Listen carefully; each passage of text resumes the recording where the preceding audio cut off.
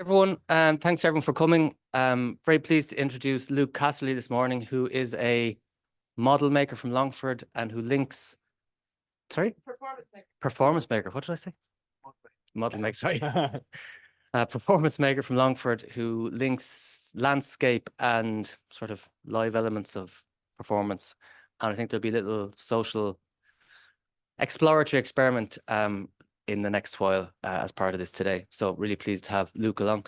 Unfortunately, I have to go to a research away day in one of the schools. So what I might do, because I suspect this could run a little bit, highlight a couple of events that are coming up before I hand over to Luke. So next week we have a policy seminar in the city centre on rural transitions. That's with the School of Agriculture, Karen Keaveney there, and Kieran Harrell from Task. So if you have seen it and you want to go, maybe you might sign up. There's also a Housing Unlocked event next. So that one is on Tuesday. There's a Housing Unlocked event at the Centre for Irish Towns on Thursday lunchtime online. Yeah, and just keep your eye out. There's a lot of events. I think after Easter we have 24 and we've had 30 odd so far this year. So we've a lot of events. So if there's something that matches your interest, just sign up or come along. But I'll hand over to Luke now. Unfortunately, I can't stay, but I'm sure you're in good hands here. So very pleased to have you. He's also connected as an artist in residence to the Institute. So that's the link. So I should highlight that bit more importantly. And he's got, I suppose this is related to an Arts Council Award, Next Generation Award. So I'll hand over to Luke. Thanks, Great. Luke. Thanks, Owen. Hi, everyone. Thanks for coming. Yeah, thanks for the introduction, Owen. My name is Luke. I am a performance maker from Longford originally, but I'm based in Dublin these days. And I am doing a little, just to kind of contextualize, I suppose, why I'm here.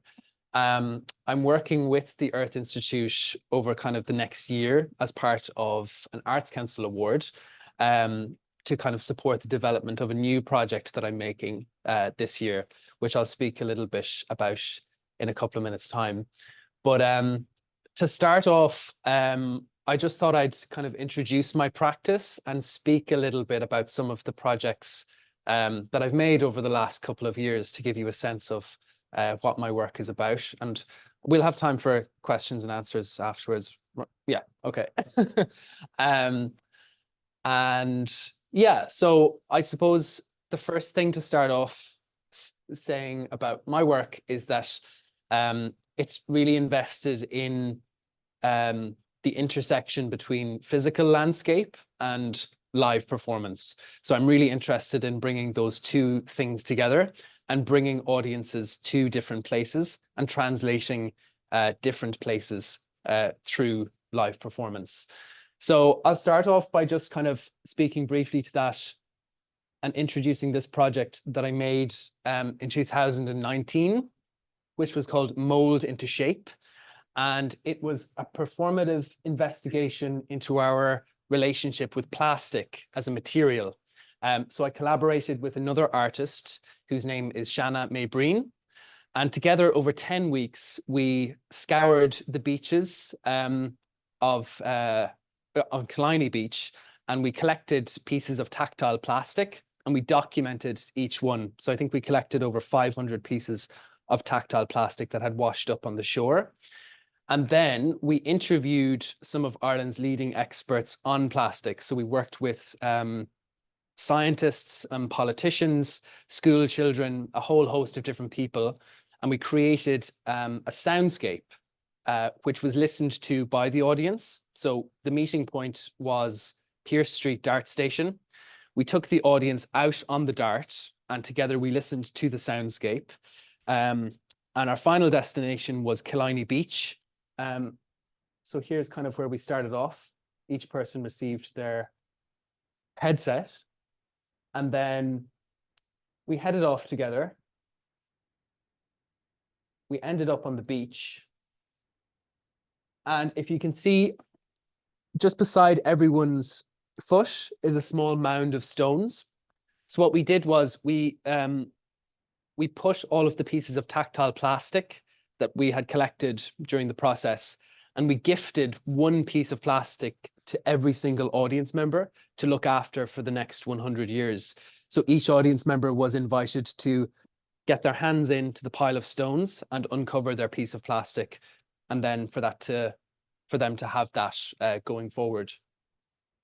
And really, it was sort of, I suppose, a response to the material of plastic and its complexity. What we learned so much during that process from speaking with scientists and speaking with such a diverse range of people was how important plastic can be, and how crucial it can be. Whereas our sort of, I suppose, exposure to it was quite negative up until that point. You know, these images of plastic washing up on beaches, and of course, all of that's true as well. But I suppose we wanted to kind of express the material in all of its complexity, and I suppose invite an audience to engage with the material in a different way that they might not have before. Then I'll just speak about this project as well, which was called Ruche, which I made in 2021. And this piece was a response to the fact that Ireland has the lowest tree coverage in the EU, with only 1% of that being Indigenous Irish trees. So our starting point for the project was we planted 1,000 native trees in Offaly in the centre of Ireland and created a micro forest as the starting point for the project. We documented that and we made a live performance, which happened in 2021. And the sort of premise of the performance was asking an audience to consider what would it be if a human was a tree, and vice versa. If a tree was a human, what would that be? What would happen?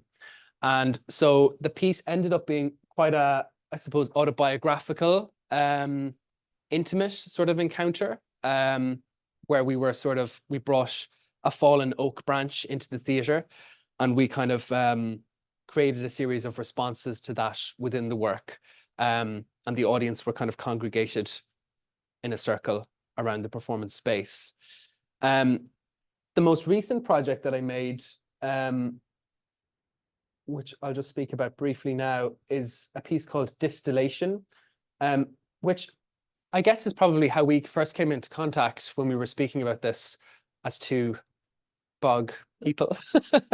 But the piece is a response to the peat harvesting industry in Ireland closing down. As an artist from the rural Midlands, I suppose during that time, in 2020, I was reflecting a lot, I suppose, on the first landscape that I ever encountered as a human, and sort of what that place means to me. Not in a sort of romantic sense, but more so in a what were the sort of preconceptions I had about it, or how had I become desensitized to it over a certain period of time. You know, I'd lived there, then I traveled away from there, and then I found myself in a position where I was back there for an extended period of time. And it was in many ways like a renaissance of like looking at that place and kind of feeling it, and it being something new to my sort of sense of looking at it. So I collaborated with an organic perfume maker named Joan Woods, who's based in Cork.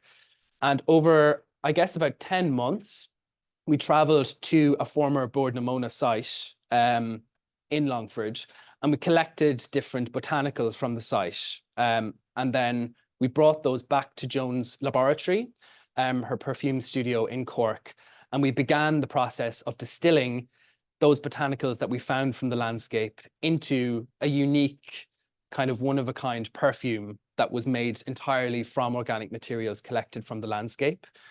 And then the piece existed as the piece was made, if you can see in the photo, there's this table which was made by a sculptor, and we collected peat from 3 different bogs throughout Ireland, which made up the surface of the table that the audience were sat around. And then there was a series of live organic materials that were introduced into the space. So I collected moss from the same site, soil, actual physical sods of hand harvested turf. And those were sort of used to give the audience an encounter with that place through the performance. I do have this perfume with me, which is a larger a larger bottle. Each audience member is gifted a small sample of the perfume as part of the performance to go home with and to look after. But for the purpose of today, I didn't have enough samples.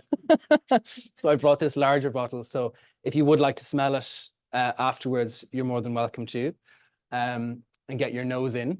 But that was, yeah, the piece was, it was co-produced, which was quite interesting as well, by a company in Washington, DC, and then by the Abbey Theatre here. And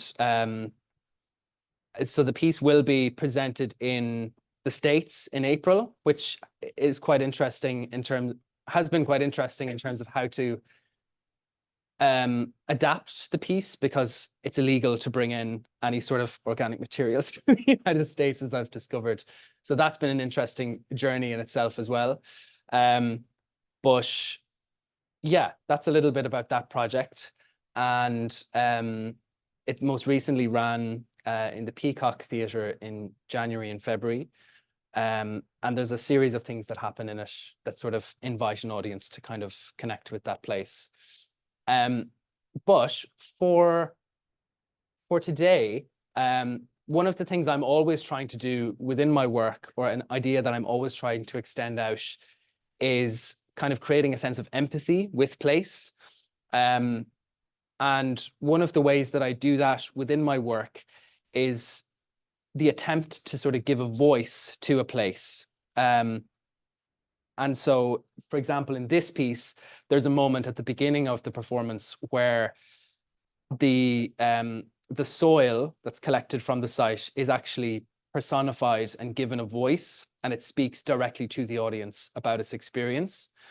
So for this coffee morning event, some of you might have seen, I asked if you had an object, something that either reminds you of the first landscape you encountered, or something quite literally from that landscape.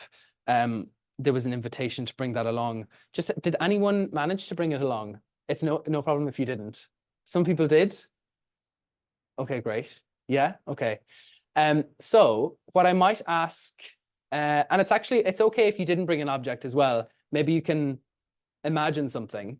It could be, for example, it could be the soil, it could be a leaf, it could be a stone, or it could be something more like the image of the outline of a building in that place that reminds you of it.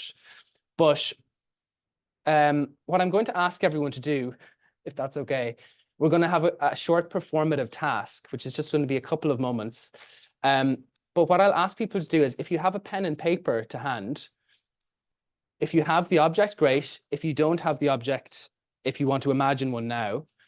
And what I'm going to ask everyone to do is, we're going to just put maybe 3 minutes on the clock. If that's, yeah. Does anyone need paper?